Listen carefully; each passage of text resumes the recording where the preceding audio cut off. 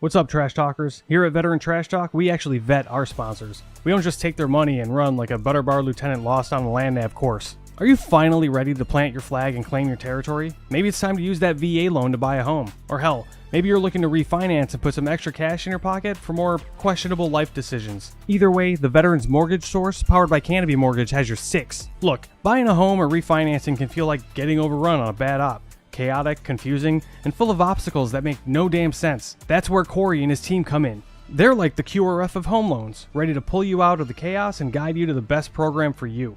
And trust me, they'll answer all your questions. Yeah, even the dumb ones. Whether you're a salty vet or fresh out of barracks still trying to figure out where your TA-50 went. Great service, solid rates, and a team that actually understands the military life. That's why all of us here at Veteran Trash Talk trust them to do right by every veteran and their family. Ready to lock it in? Give Corey a call or shoot him a text at 808-699-7874. That's 808-699-7874. Don't wait. Unless you like overpaying and getting treated like an FNG. The Veterans Mortgage Source is powered by Canopy Mortgage, LLC. All loans are subject to credit and property approval.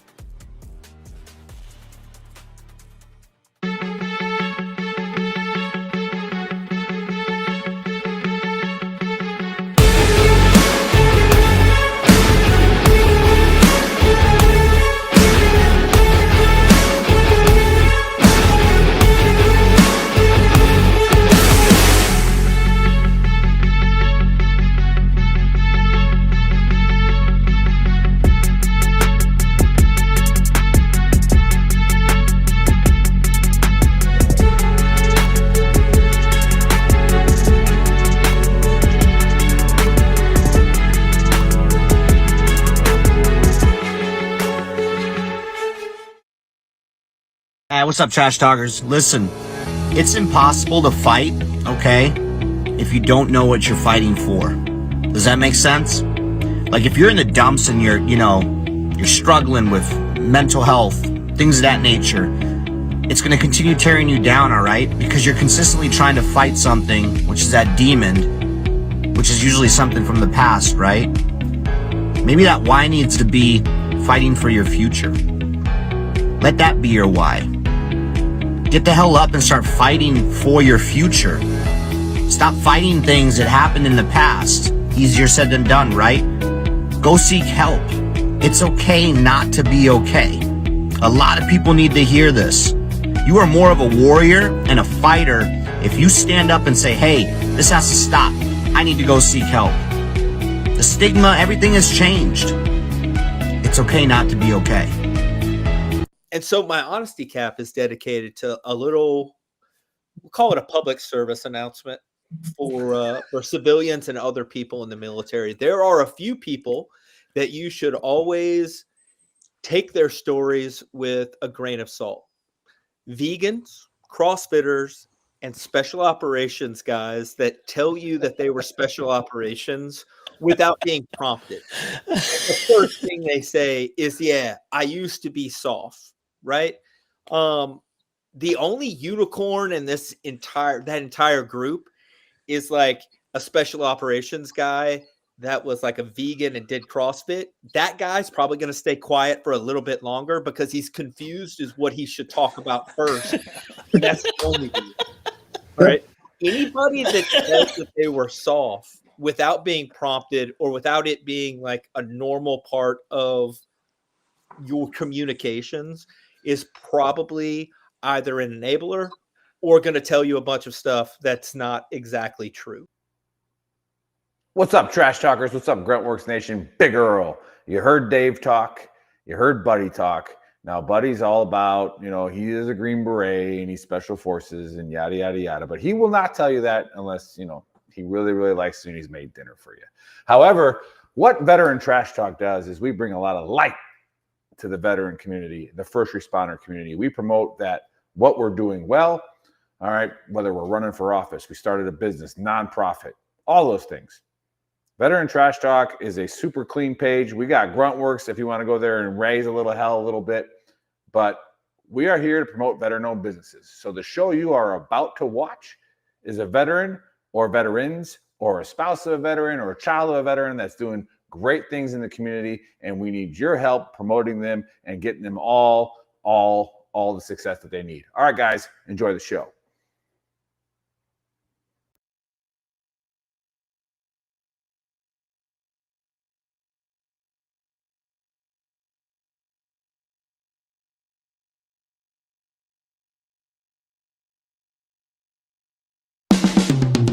This is the Veteran Trash Talk Hour, hosted by Nick, Dave, and Buddy.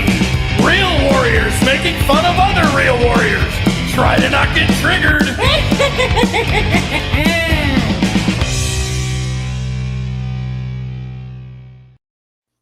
What's up, Trash Talkers? What is up, Gruntworks Nation? Welcome to Season 3, Episode 7 of the Trash Talk Hour. Special guest today is female veteran advocate Dr. Kristen Walsh. And as joining me today, as usual, are the Big Earl, and Buddy is missing. Not sure where he's at. You got anything on that? Oh yeah, Nick? Buddy said he's taking care of some family things. He's got So we can't make fun of He's him. got some. Yeah, we can make fun of him a little bit. I still think I think he's more afraid of the Bama Georgia game that's about to happen. That's going on. I think he doesn't want to be in public when Alabama gets throttled by Georgia. So it's just one of those things that, as a sports fan, you can appreciate that, especially in the SEC. You know, in the Southeast, you know, we've been there. We were stationed there. Right? North Carolina is kind of like the tip of the Southeast, but as the further down you get, there isn't much to do down there except just like be miserable and hot, right? And so, I mean, you watch football. I guess that's what you do. So That's what you do, huh? You get all mad about it when they lose. All right, we went easy on Buddy then. Yeah, I didn't know he had some family stuff going on, so all good. Yeah. All good. Like I said, normally Dr. Walsh, if somebody's not here, we roast them, humiliate them, but they, we ask, is everything all right first, because put our foot in our mouth, hey, when that happens, it's like, oh, well, my mom died. I'm like, oh, that sucks. Like, my bad. So, but we can roast JC for sure. Yeah. That dude, I tell you what, it's like, This is 3 times in a row now. I just want to say that. I think he was going to guest host for Buddy. Yeah. Unreal. But I knew there's some people on LinkedIn. I'm like, you know what? If I reach out, I bet you Dr. Walsh want to come on. So let me give her a shout. So see, look at that. You mentioned SEC football, and I don't think Mikhail Thomason has ever commented on our show before, and just mention it, and there it is. Go Vols! He's talking about the Tennessee Volunteers, Dave. So, Roll Tide. Yeah. Oh, so yeah, Oh, I saw the cup. Is that a Tide Cup too? Yeah. It is. Oh, yeah. And then again, it's just Alabama just doesn't. They were cheating for years and paying their players, and now that the rest of college gets to do it, it's a little more equal. Well, with a last name like Walsh, I always got to look at the coaches. So Saban was a fantastic coach. I think they've been really struggling for leadership in recent years now. But I think that kind of sets the pace for them. And these past couple of years, they've just been really, really struggling for that. Yeah, that's actually a good point. He's. I mean, it's hard to argue anybody better than him, Saban, ever. So you go from that to Dave's like, are you guys talking about that football again? What are you talking about? Baseball? Baseball? Oh man. Well, anyway, yeah, you were talking briefly about North Carolina, and it's funny because a conspiracy that we're going to talk about today is in North Carolina. Have you guys ever heard of the Moores Creek preacher? So Moores Creek, this was where a big Revolutionary War situation occurred, all right? And it's supposedly one of the most haunted places in the U.S. It's right outside of Wilmington, if I'm not mistaken. And people tend to see ghosts there, things of that nature. And then there's supposedly also this creature that lurks around in that area. And there was a 911 call that happened in 2021. And we're going to listen to that 911 call, and then we're going to talk about it. Chris, go ahead and play the video. It is very hard to listen to that call, to that 911 tape, without becoming somewhat unnerved. It actually bothered me the first time that I heard it.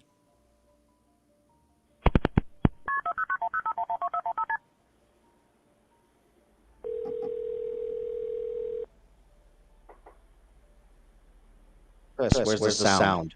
Henry County 911, What's the address of your emergency? I can hear it. I'm driving on 210. I just crossed the Black River, and I thought I saw a guy standing on the side of the road bleeding. No sound. Okay, where are you at, sir? I'm on 210. I just crossed the Black River. I'm heading towards 53 East. I just passed Patriots Watch. Okay, so you're over near Morse Creek? Yes. Okay. And did you saw a man standing on the side of the road?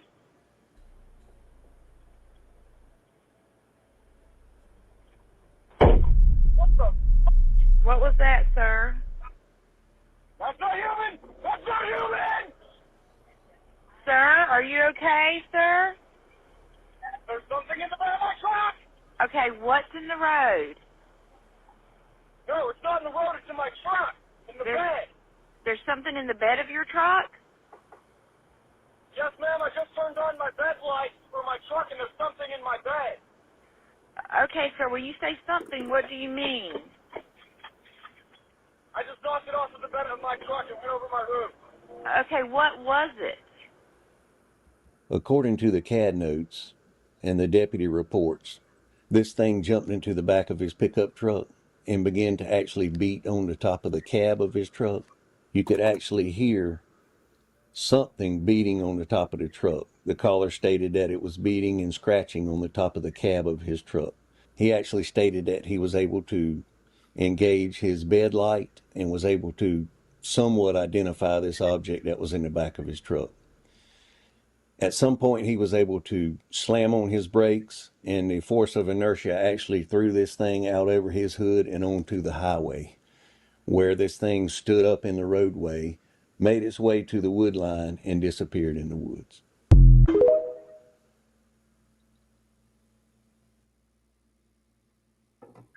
So there's more to it. I guess he ends up going to the nearest gas station, and then police officers show up. That was the sheriff that was talking. And yes, there were scratches on the top of his truck. So he definitely, something was, I don't know, something scratched up the top of his truck. So I believe in ghosts and stuff like that. So maybe, he And talks aliens. about seeing a bloody person walking down the street. Maybe it was a ghost from the Revolutionary War.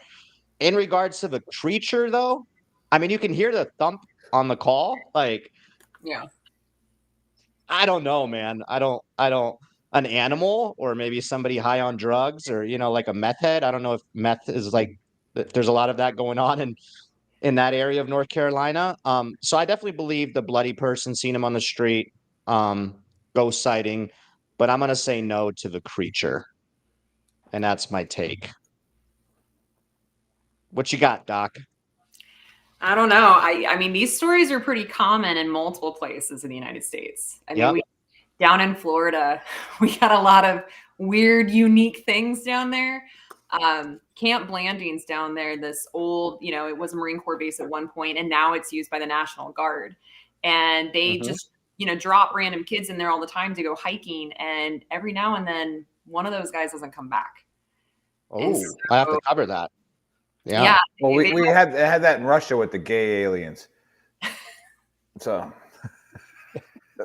go ahead, Doc. We didn't mean to interrupt you. No, so it's just, and actually I was researching something recently, these lights down in Orlando that people just kind of see floating above the road. And of course, when you're just kind of driving fast, it could look like anything.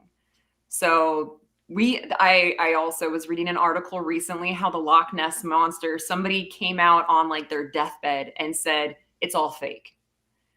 So definitely it's in the conspiracy swamp for sure, but I don't really think that there's going to be a clear answer ever on it. Okay, fair. So you're like, not sure if that all happened. 911 call, we can all agree it happened, right? What about the sighting? Do you think you saw somebody bloody on the street? You think that might have been a ghost sighting? It could have been. How close to that is? How close is a military base to that area?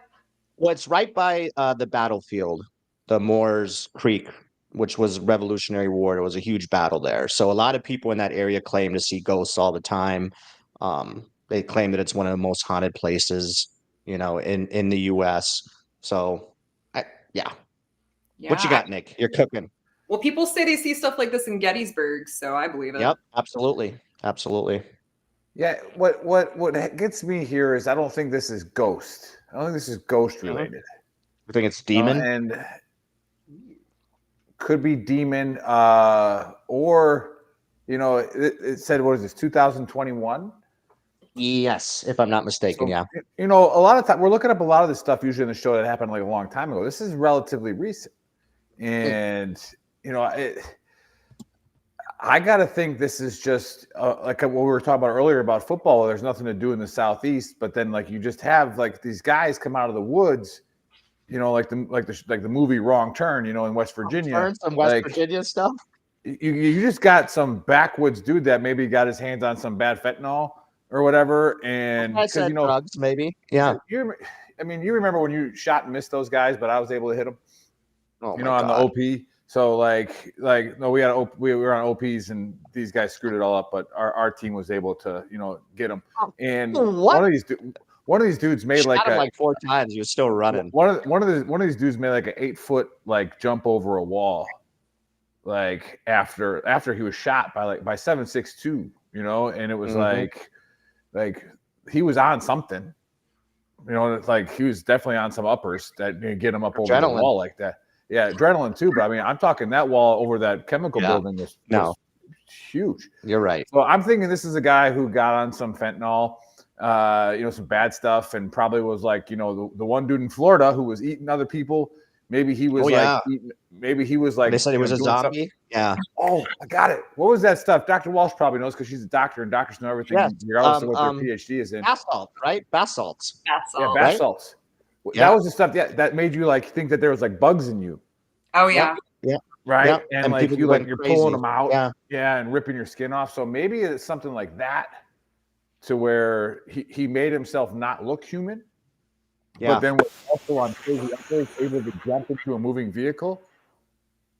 Like crazy. So I don't think this is much conspiracy. It's just some real backwoods North Carolina shit going on. What about the bloody dude that he saw, though? Would you maybe venture to say that could have been a ghost sighting? Yeah. No, that's what I'm saying. That's the thing that jumped on the truck. Like, but we got to break what's the other thing that bothers me is I've been having a problem. I guess this can turn into a small book of Earl, seeing as we're switching to Dr. Walsh as the guest. I can't deal with customer service.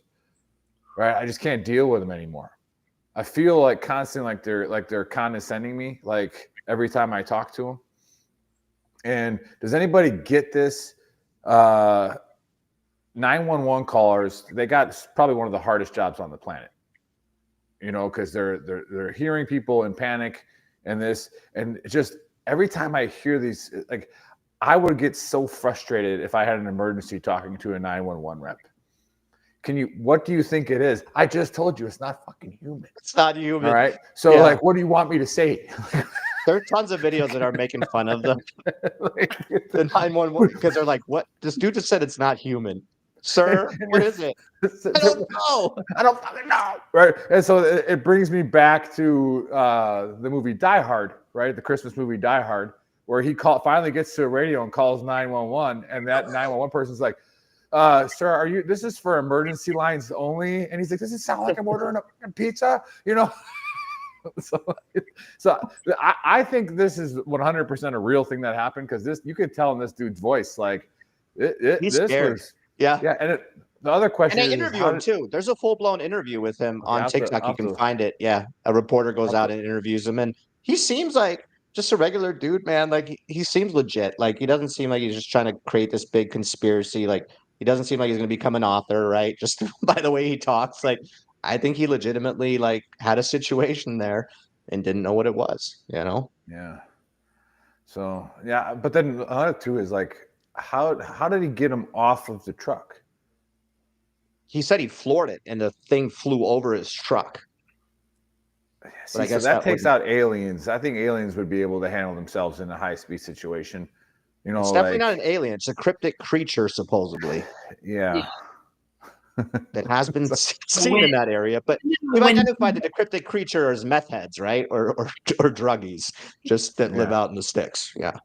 And then, like Megan says, wasn't 2021 when bath salts started making their rounds No, again? bath salts was like way earlier because that situation in Florida was in like 2000. Was it? Oh, she was saying when they were making their rounds again, like it was starting to get popular again. Yeah, so, could be. And there was Spice too. Spice was another one. Yes. Yep. Ooh, Spike. Yes. Ooh, remember that? Like, again, this is where when I, matured in the Army. I know where you're going at with this. Yeah. But it's not a lot to mature in the infantry. You just like have to be able to like, think Just for a breathe. second, and you're like a colonel, right? Like, yeah. Show up to work on time.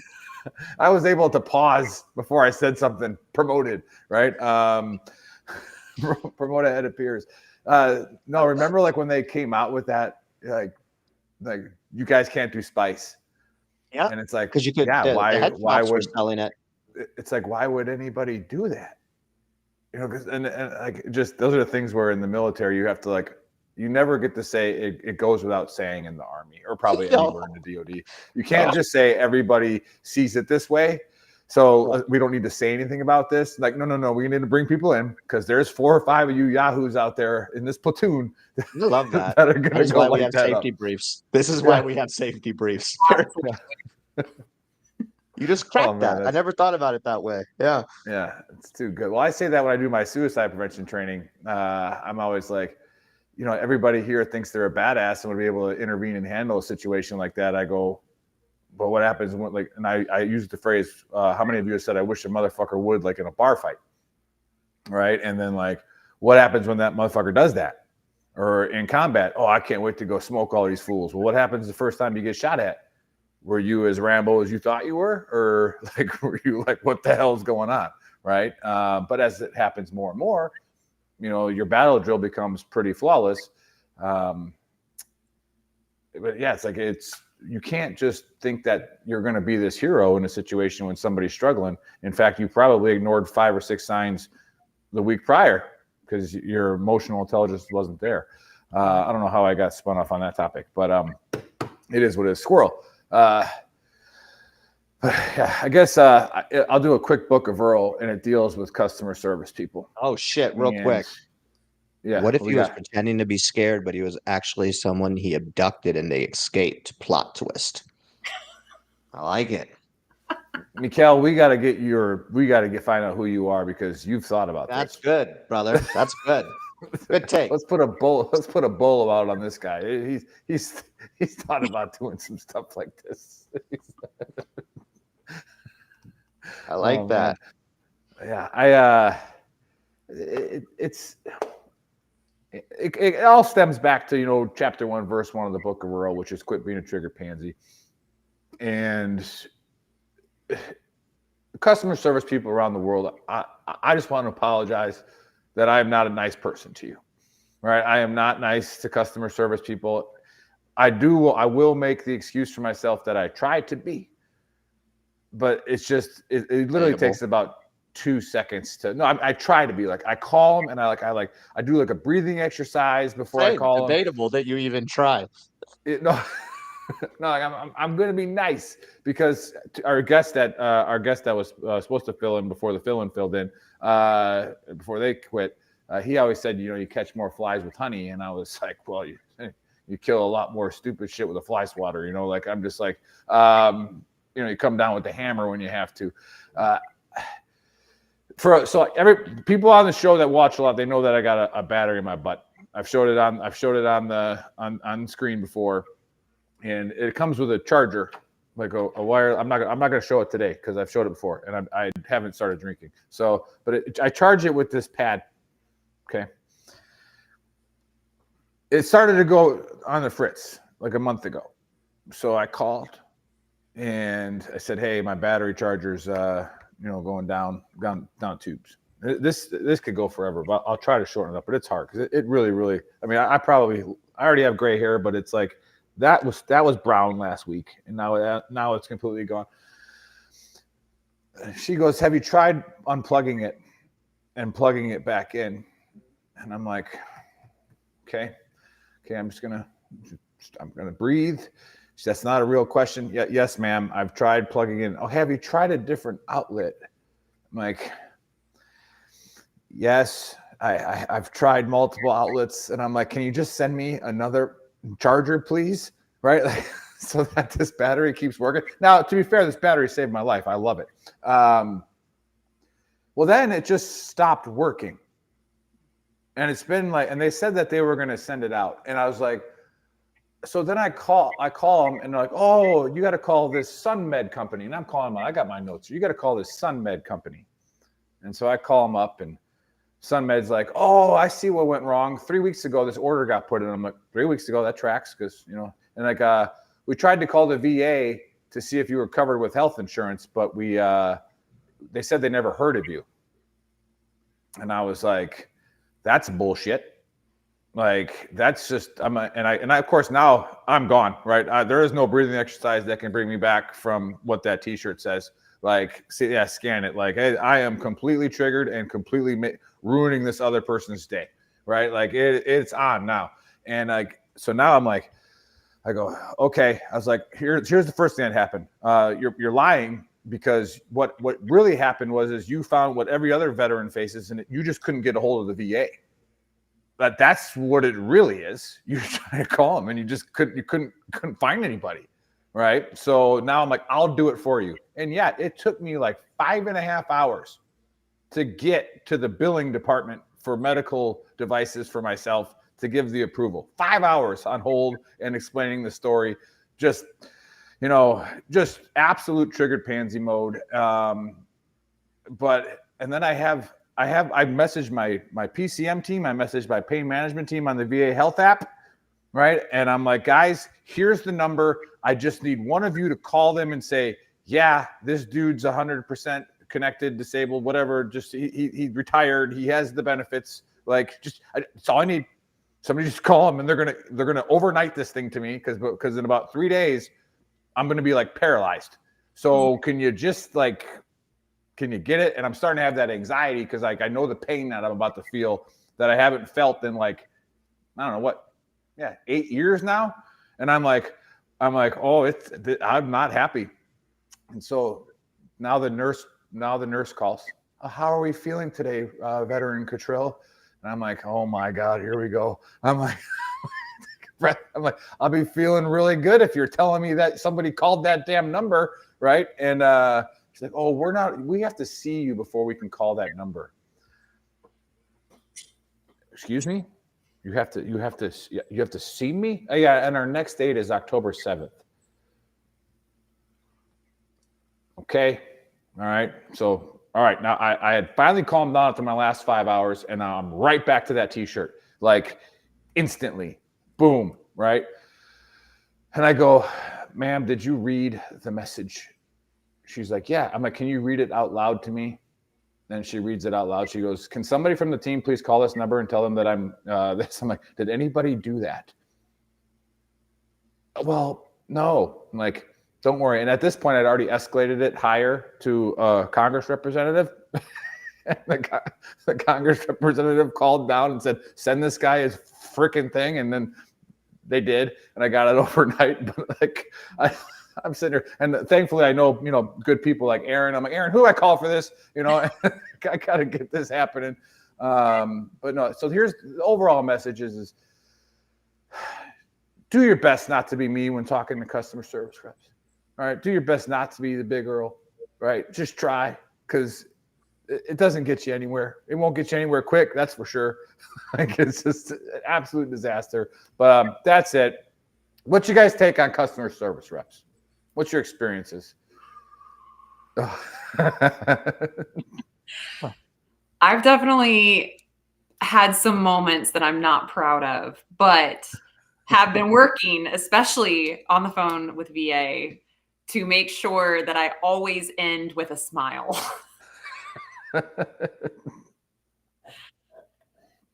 I'm more like, I'm always Mr. Nice Guy. And Megan's the exact opposite. Like, she'll get annoyed too really quick, like get my shit done. But I guess I'm way too positive. So I'm always Mr. Nice Guy. I really am. And what does frustrate me sometimes is like when there's a massive language barrier. Like I don't care where you're from, like if you're doing the job, but you're on the phone and you can't understand what the person's saying. And that does frustrate me. Like if you're gonna be on the phone talking to somebody, you should be able to like communicate, and talk about the issue at hand. So like that does frustrate me. But other than that, Well, I'm that's not always very inclusive, Dave. If like no, you don't no, hire that's somebody just because being they real. can't. That's just being Yeah. real. Me. You know my personality. You know me as a person. Like, but that one, yeah, that irks me a little. But I'm just always nice, man. I'm a positive guy. You are. I I like can to see the concur with that. positive in everybody, Nick. Yeah. Well, I want to too, but it's like, did you try turning it on? No, motherfucker. No. I know. Never thought of that. But that I've goes had this back to battery your in my safety butt for brief 8 thing, years. right? I've never Nick, thought about turning the charger on. Nick, that goes Ever. back to your safety brief thing, though, because people probably don't do that. I know exactly. After 8 years, people. though.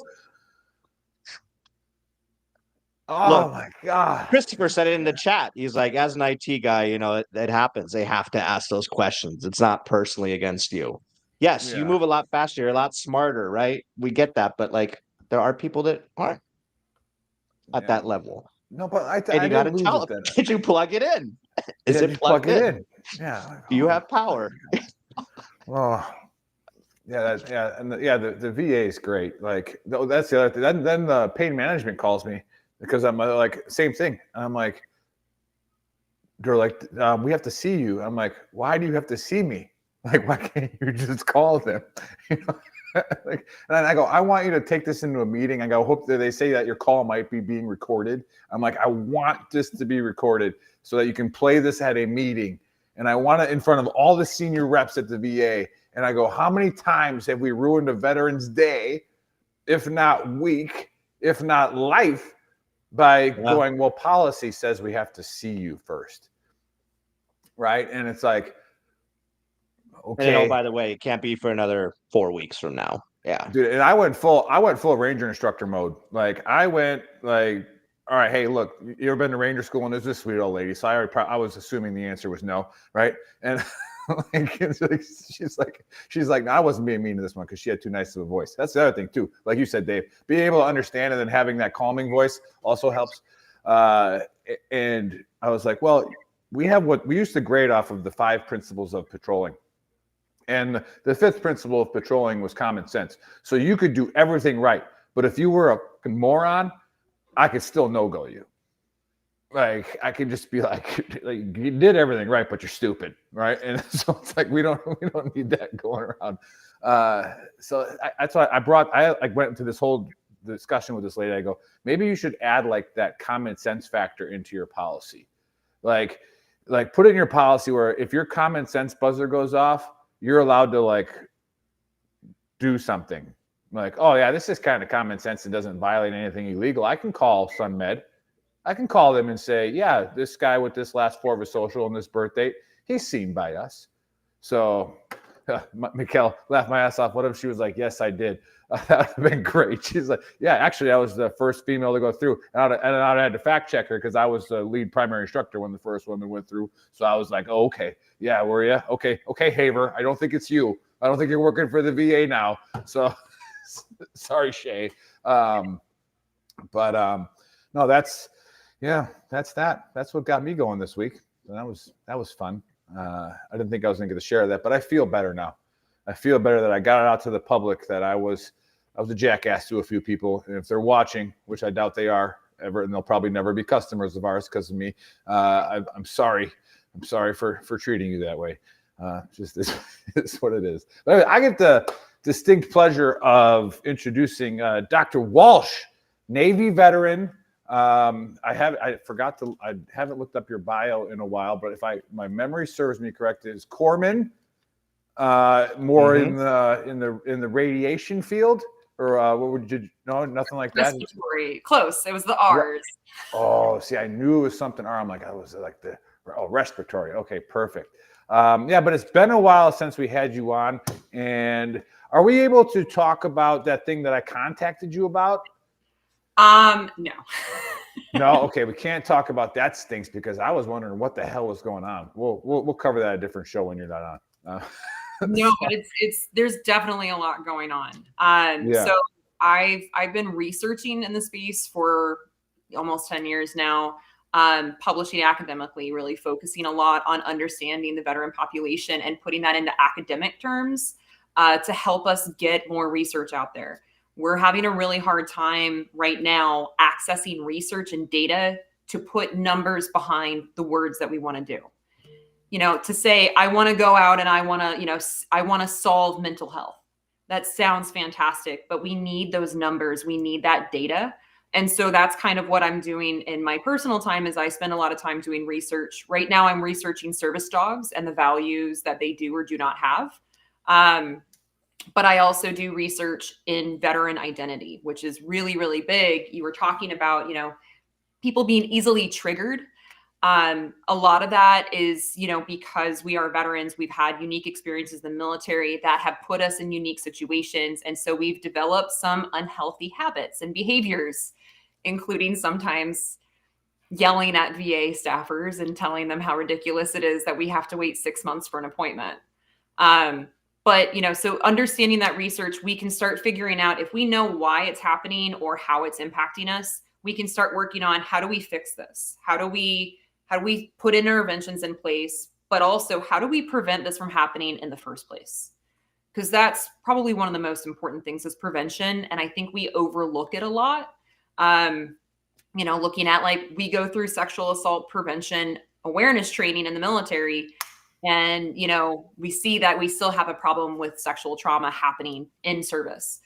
So maybe we need to do a little bit better on that. Well, I'll get triggered on that too. Oof. Yeah, it's a big conversation and it's not one that's gone away. Right now we're seeing a lot of mishandling happening. Oh, somebody is really paying attention. Oh, there you go. See, I'm a researcher. I'm a total nerd, and there are people out there that can relate. So that's good. But I'll say probably one of my more interesting research papers that we published a while ago, we analyzed to see how politicians were talking about veterans on social media. But this was back in 2017 through 2020. And we looked at two presidents at the time. We looked at Obama and we looked at President Trump. And then we looked at all 50 governors across the different states. And we looked to see specifically on what is now X. How are they talking about veterans? And then what are they actually saying? Most politicians, to be completely honest with you, they use veterans as a trophy. We 100%. are a tool. That's probably not a surprise. Yeah. Nope. So when you use terms like #veteran, most of the politicians were using them to endorse other candidates saying, hey, this person likes veterans, and then not actually doing anything about it, not actually saying, hey, here's a veteran I want to celebrate. And I think, celebrating veterans is kind of something that we're seeing kind of shift in society right now. Mm-hmm. And I think that's kind of a big deal. If even our politicians are using us as kind of just empty vessels, what are we really doing? Right. No, I'm glad you hit that because you hit some points that we started Veteran Trash Talk for, and Dave's actually wearing the shirt. When you brought up how do we defeat the demon that's inside of us, right? Well, first you have to identify it. You have to identify it and know that this is what triggers me. This is what makes me act this way. Okay, well, it's not uncurable. Right. And what bothers a lot of veterans is that you say that you have to own it and do something about it. And it's you don't get to blame Iraq, Afghanistan. You don't get to blame it. Now, even though it was a heavy part of it, you don't get to blame it anymore. It's yours now. So no, that's really cool research. And the political thing is great with I say that on X all the time. Whenever I see it doesn't matter what side of the aisle they're on. When they bring up veterans, I go, "What are you going to do about it?" Yep. Yeah, I mean, we found a couple of tweets that were identifying hey, let's celebrate this opening of this veterans memorial bridge, and it's that's great, and there's maybe a photo of the bridge, but what happened? Was there a ceremony? What because we were only allowed to look at exactly what they were posting. So when you take things out of context like that, it's not making any sense. That's not really a celebration of veterans. You're excited that for infrastructure and transportation and maybe a better commute, but where's the actual support for veterans? And so, you know, that's something I think across the states as we have these suicide prevention challenges and things like that, the governor's challenge, the mayor's challenge, you know, they're not going to talk about our veterans in the best ways on social media. Put the action in at least. That's what we really need to see is we need action. And so, you know, research like that is very important because it stimulates these conversations of, well, how are politicians framing? How are they using veterans?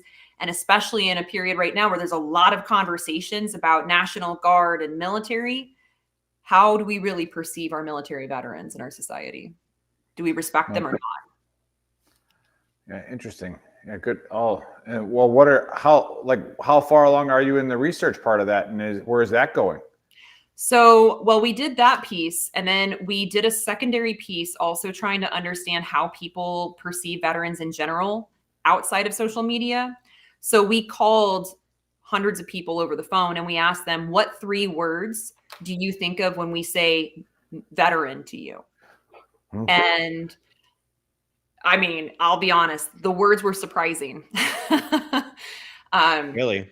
In most ways. Yeah. We found 2 very distinct themes: hero and disabled, broken, drunk, homeless individual. Damn. And then we said, okay, what person do you see in your head when you think of veteran? Most people saw either tall, you know, straight standing white male with a military, you know, fade, or a crusty old white man with, you know, wearing a campaign hat that said, you know, whatever campaign, holding a cane that's probably, you know, has the branch of service emblazoned all over it. So it's kind of stereotypical. Damn. Yeah, wow. I agree. The stereotype, and then this is like it's kind of feeding my a lot of the like my bias on things that I get triggered about in the veteran community itself. And Dave knows this because I make fun of Dave all the time for this when he makes his little TikTok videos when he's mad about something.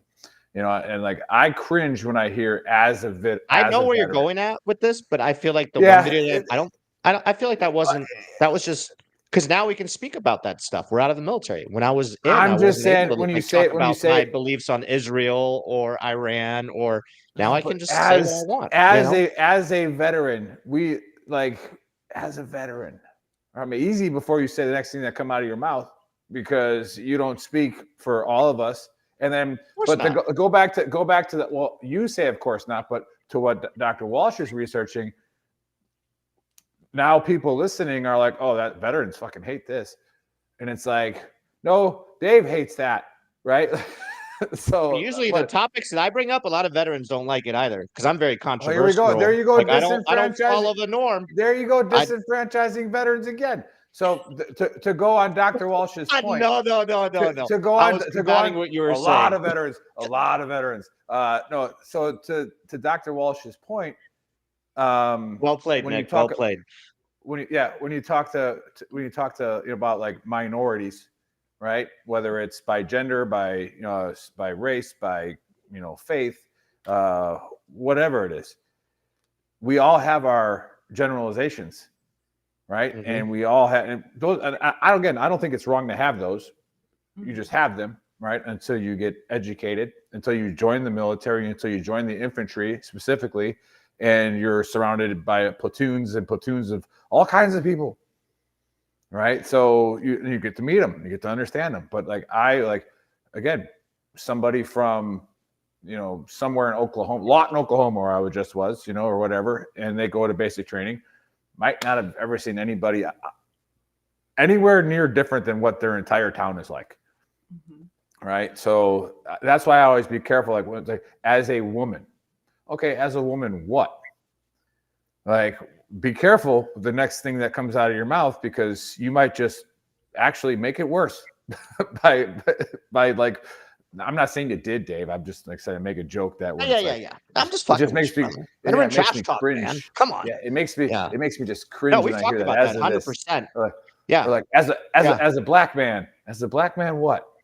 Like, careful. So yeah, no, I like those points, and I think that's something where, you know, when Buddy said it best last week, was AAR yourself. Like AAR yourself, you know, find out who you are, what, like all that kind of stuff. And then when you do drop the V card, like, I'm a veteran, careful, because you could hose me out of a job, you know, the next time I go to apply for a job. We are seeing that in some places, people don't understand veterans. And so because of that, they're just going to turn away the applicant. And there's such value, you know, that veterans can bring. But, you know, to tie those two research pieces together, you know, the biggest thing that we can see is that there are misconceptions about veterans in our community. We have to work together to overcome those stereotypes, those super negative things. And we need to get our elected officials to actually understand us. You know, we need more veterans in Congress. We need more veterans in civic engagement. We need more veterans speaking up and out in professional ways. I think there's a huge value to that. We saw that last week at, you know, the Military Influencers Conference. All of these individuals are gathering together to get their voices heard. But what is it that we're saying? Where's our mission? We weren't allowed to talk about that. Well, we can talk about the fact that it happened. I mean, okay. it's still an incredible conference, and it's one of the best ways for a lot of veterans to find that community again that they're lacking. You know, when people get out, they struggle. That was one of the questions I had prepared to kind of ask our other individual. You know, how do we bring our community together? How do we ensure that there's a seat at the table for every single veteran who served, especially, you know, those who served were drafted, but all of those in our voluntary service era. You know, because there's such value to it. And we just need to help people understand that better. Maybe by being nicer to the customer service people, they'll develop a better understanding of veterans and be nicer. Yeah, because you call those people now, ask them about veterans, they're going to give you an Well, answer. I didn't say as a veteran, or I wasn't John Goodman from you know, The Big Lebowski. You know, I didn't wash my buddy's face down in the mud, so I couldn't get my battery charger. You know, like but now again, if you're working for the VA, I mean, yeah, you're probably a veteran calling in. Well, you might veteran calling. But that's another good point. And Dr. Walsh, did this research get published already? Yes, yeah, it's all out. It's all published. It's all on Google Scholars. The best way to find it if you just search my name. Okay, search on Google. So did you share it on LinkedIn? Because I didn't see it. No, but I can. That's a great idea. Yeah. Again, what did you do about it, Dr. Walsh? You have this memorial bridge and you didn't do shit about it. Like, no, get it out there. So I know. Well, I will say, so I'm looking at Megan's comment, and absolutely right. You know, there's such stereotypical actions. Dave's going to have to listen to that all night now, how right she is. Good job. She's a smart cookie, man. Yeah, I'm seeing that. She's got some great points in that paragraph she sent. Yes. Yeah, I was scrolling up and down looking at it, trying to read it. I think it's too big. What are your thoughts on that? I read it too. Is that or what are you allowed to share? I know you can't, like, or you can, right? Well, it's public. So I actually this is another research project that I had been working on, was looking at predicting political behaviors, and this was 7 to 8 years ago. But I wanted to see if we could predict political behaviors of individuals who had served. If you served in the Marine Corps, are you more likely to vote Republican or Democrat? If you served in the Army, are you going to be more likely to be independent? So looking at kind of things like that, and very similar to the Twitter article that we did, very similar to all of the stereotype articles we've done, it was kind of proving the point that, you know, if they were in the military, period, if they were white, and if they identified as faith-based in a Christian faith, they were more likely to be voting conservative. Yeah, that tracks. Yeah. So it was really nothing new. And that was kind of the thing, is like, we want to make sure that we're putting out research that's impactful. That research just kind of proved a point, and it was like, we don't really need to. Yeah, we already kind of knew that. Yeah. That coffin. So that research was kind of scrapped. Yeah, but then again, like I said, that's why I was like thinking, like, a lot of times you can reinforce a stereotype, you know, and maybe that's not what we were trying to do. It's like what we kind of just did. I know about that, Christopher. What did Christopher say? Yeah, Air Force always voted Republican. Nah, that's not true. They got some. But I'm just. yeah, they're the softies. I'm not even trying to go political right now, but yeah. No, I had an interesting meeting. I got invited to a dinner to see how the Santa Clarita Veterans Collaborative. It's the largest veterans population in LA. So I went there and they wanted some advice on a fundraiser, and most of the board were not veterans, but they wanted to help. And I was very blunt with them, like I am, and I was like, first of all, I was like, how many of you are here just so that you can put it on your resume that you're on a board? Oof. And like, how many of you are here so that you can feel good about yourself by projecting some form of caring? And this kind of goes along the line of what you were saying earlier is, what are you guys doing? Like, what are you actually doing for veterans? Yeah. And, there was a point to it because they showed me a flyer for fundraising. And I go, you're going to get people to give you money because of all the colors on it and talking about veterans and families. And I go, but do you want to get a lot of money? And they're like, well, yeah. And I go, put down what $5,000 does. Put down specifically what it does. Don't do the golf fundraiser where you get a silver package with $2,500 and your team gets two tee times and a dinner, right? Put $2,500. We'll send one. And I said, here's a gap that I see, a massive gap, that there is no family counseling for married people when they split service, because not only does the veteran go through a shift, the spouse goes through a shift, especially if they move away from a military town, right? Absolutely. Why are we not like almost mandating that if you're married, you go to one session? All right. Yep. What do you expect when you get to Omaha, Nebraska, right? When you go there, all right, what are your expectations? And it's also, what does TRICARE offer, right? Or what doctors actually accept TRICARE, right? I'm not saying that doctors accept TRICARE, but when it comes to psychological stuff like that, marriage counseling, marriage counseling, like why are we not? You see the best why are one, we not including the spouse? I saw this gap, and I said, hey, why don't you do that? Why don't you say, hey, $2,500, and we'll send 4 couples like that are 4 couples to counseling. Right. Yeah. And then I go, after you do that, get an update and then send that donor an update on what it did. All right. Let's say, Megan's on the chat. Say to Megan and Dave, send an update. Hey, Megan and Dave, wanted to thank whoever donated.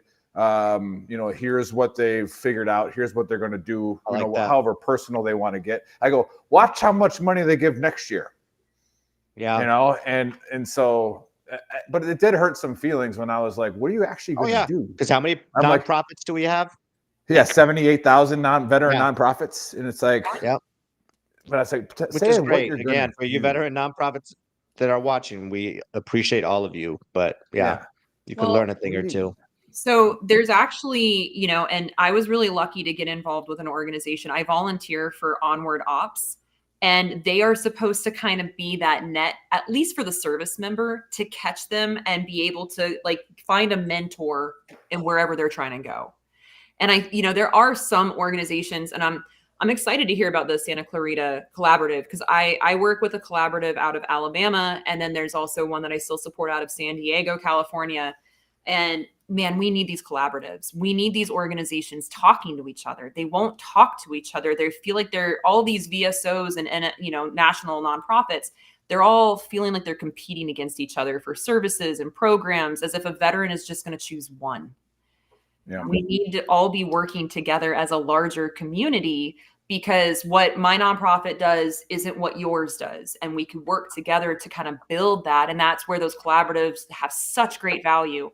But what I'm seeing a lot from my era of veterans is, we're not joiners. We don't want to join these organizations. We don't want to be, go sit in a smoky VFW. We've said that before. Drink Busch Light and eat spaghetti dinners. Yeah. Hot dogs. Smells like hot dogs. I tried, I lived in Alabama for a while, and I tried to work closely with our VFW that we had that was still smoking inside of the building, even in our era of PACT Act. And, they did not want to give it up. It took contacting the wife of a colonel who was one of the biggest funders of that VFW, and she threatened to pull their money. And they finally said, fine, we'll get rid of smoking. But they said, but you got to give us more money because now we have to replace our entire HVAC system. Oh my God. Yeah. And it's like, hey, that's a good point. And now you need that younger veteran community to step up and support, but you haven't invested in us. So why would we invest in you? That's a good point. And I think I want to avoid the group thinking thing because I think we're all on this exact same page here with this. One of the things that I don't know if you've ever seen research like this, and I would love to do it, but I'm just going to be honest, I'm not. So maybe you would take it on. I'm trying to change the narrative here in Santa Clarita where I am with this group. I go, stop saying you're helping veterans. I go, I don't want people to say we need to help more veterans. Mm-hmm. All right. I want people to say, I want to change the narrative with just one word. I want to empower.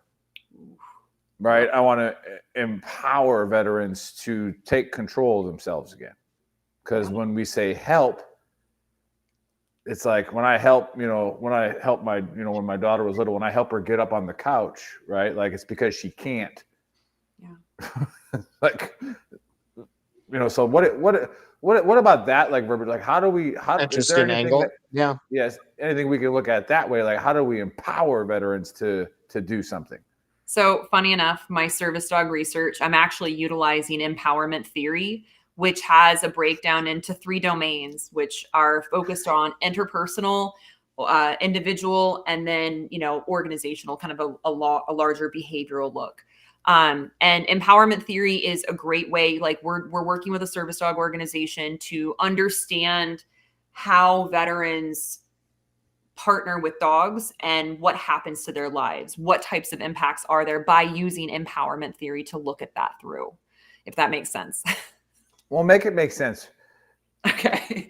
Yeah. Let's go, Doc. All right. Talk to us like we're Marines. All right. Or Army guys. Yeah. Do we have any pictures? I have a dog I can show you. But basically, we want to see people say service dogs work. Service dogs can help veterans be more independent, can navigate life easier, can feel more comfortable, and startle less easily. And so we want to prove that. We want to see, do they or don't they? Do they help reduce PTSD symptoms? Do they help veterans feel more empowered? Do they actually empower veterans to be more independent on their own?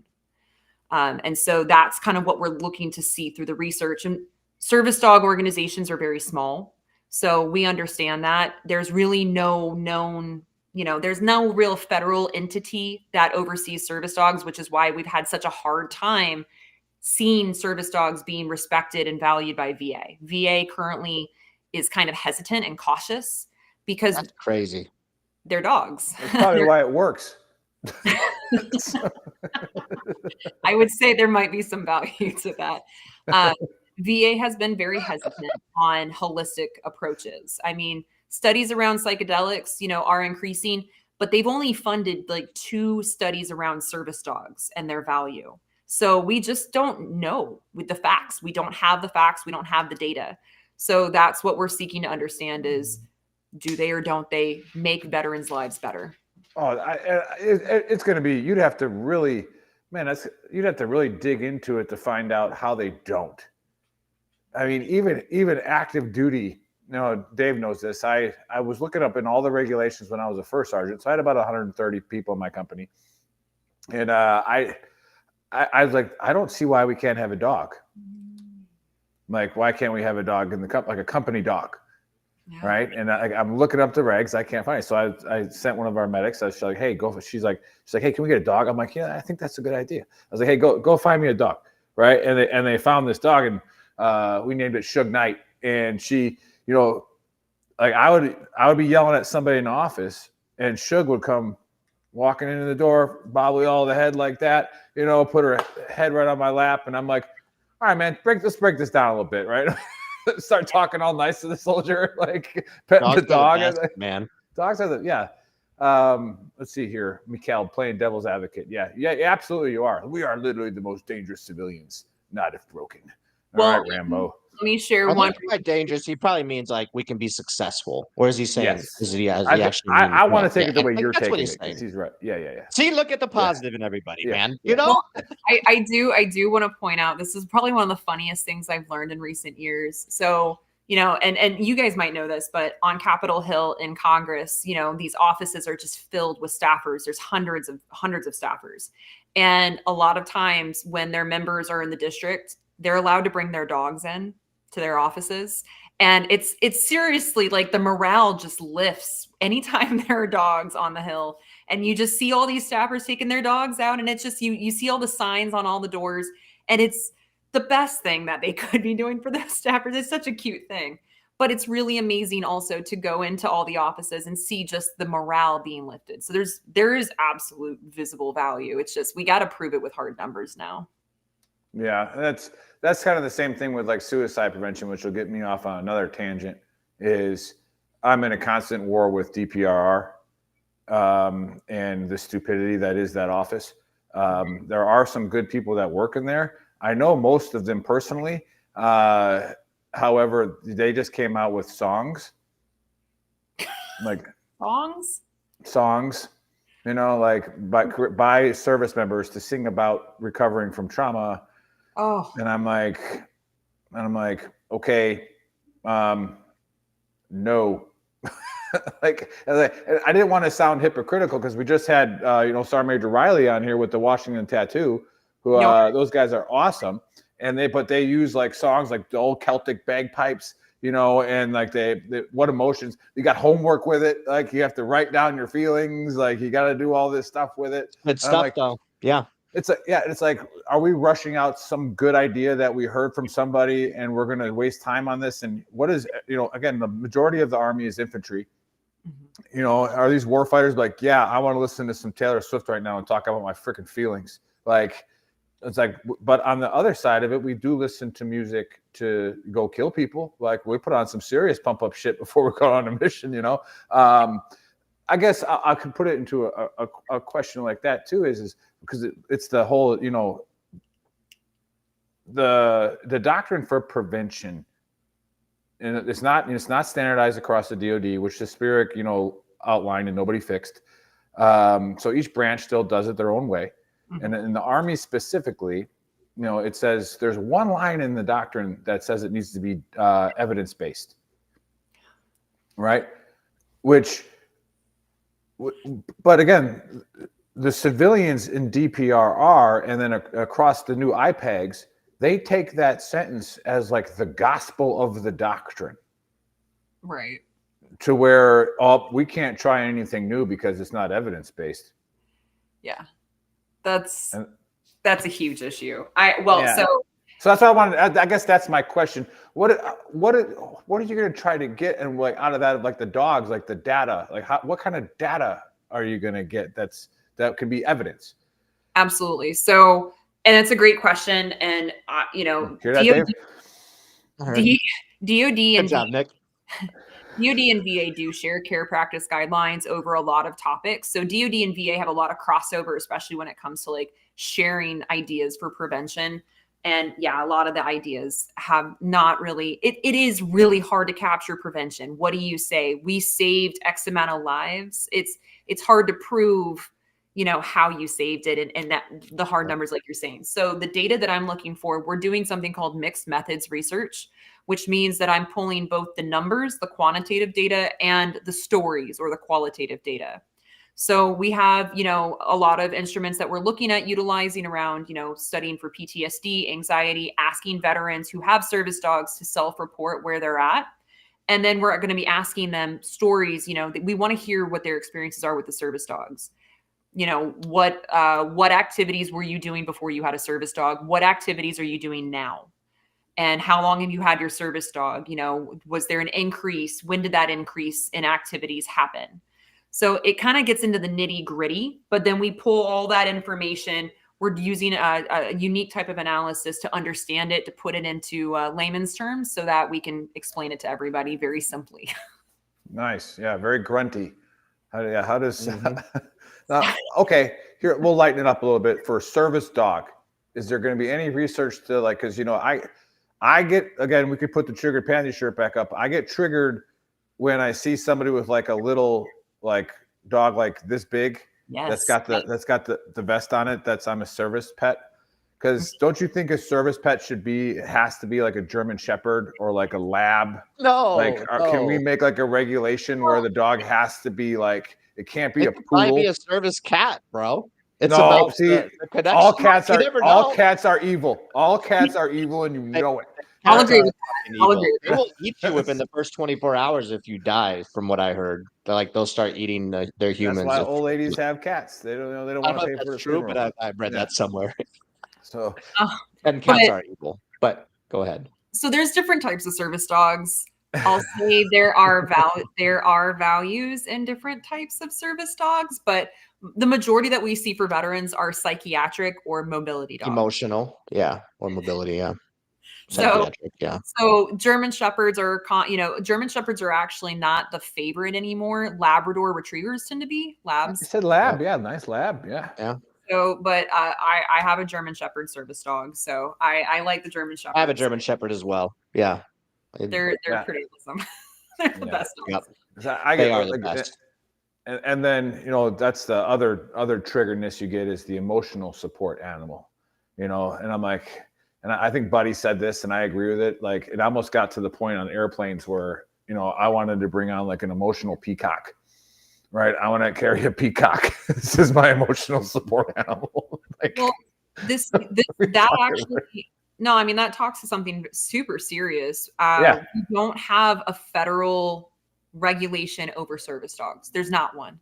The closest thing we have to it is the Americans with Disabilities Act, which passed in the 90s, that saw service dogs and the value in it. And then we have some legislation in the Air Carrier Access Act that helps make sure that service dogs can access TSA.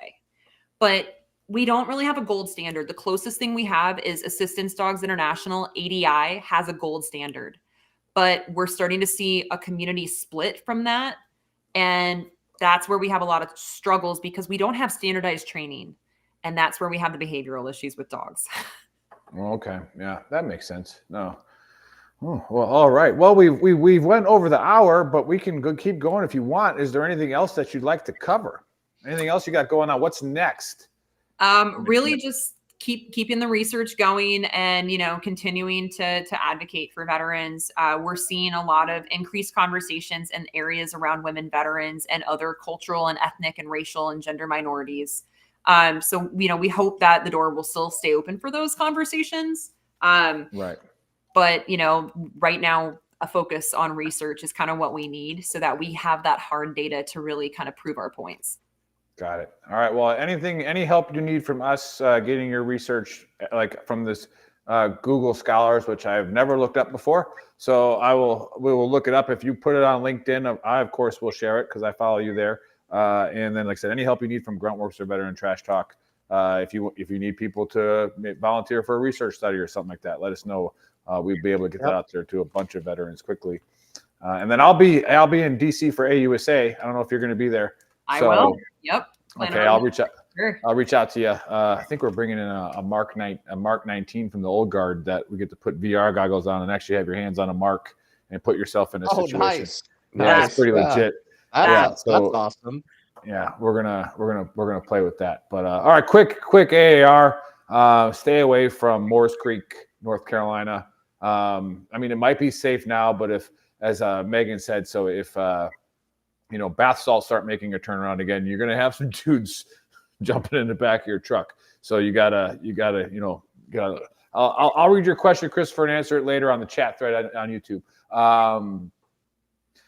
And then we had, it's a really good thing. I'm going to message JC and thank him for being in traffic because the show ended up being phenomenal. And we don't need to ever invite JC on here again. He just keeps finding ways not to be on here. Actually, he's been on here like 7 times as guest host and stuff like that. Yes, so, he has. We wish you the best, JC. Hope you got through the traffic. And then Dr. Walsh, Navy veteran, corpsman in the respiratory field. Got it right this time. Doing some awesome research. So look up Dr. Kristen Walsh. Is that or is there the hyphenated? Is that in there as well? When you look it up with the Google, Dr. Walsh. Dr. Walsh, Google Scholars, look up some of the stuff that she's done. Hopefully she shares it here soon, and then we'll put it on the thread. And just, a lot of good stuff on how we can. I'm very interested to see how the service dog stuff turns out. And other than that, turn it over to Dave to give the that was fun. last word. And the comments, I got the meth monkeys jumping out of trees. The comments are on fire today, man. Yeah, They've we got been them good. going. Yeah. Yeah. There's the Been a dog. fantastic show, y'all. Thanks, Brian. Yeah, if you tune in late, go to VeteranTrashTalk.com. That is our website, which has links to everything where you can rewatch, re-listen, do all that good stuff. Oh, there's the German Shepherd right there. Love it. Go to shop.veterantrashtalk.com. That's where you can buy our awesome merch. I'm wearing one of the OGs, Veteran Trash Talk. Get the demon out. I can't tell what you're wearing, Nick. I'm wearing the Gruntworks Protector line for Save Women's Sports. So this one I wore it to the meet today, and I got a lot of good publicity on it. So love it. Yeah, so it's Team Cock Block. All right, so they got let women work hard and win their events. Okay, there's no reason for a dude to come in there and break their records. I would agree. I would agree. Yeah. Thanks, everybody, and we'll catch you guys next Saturday. Boom.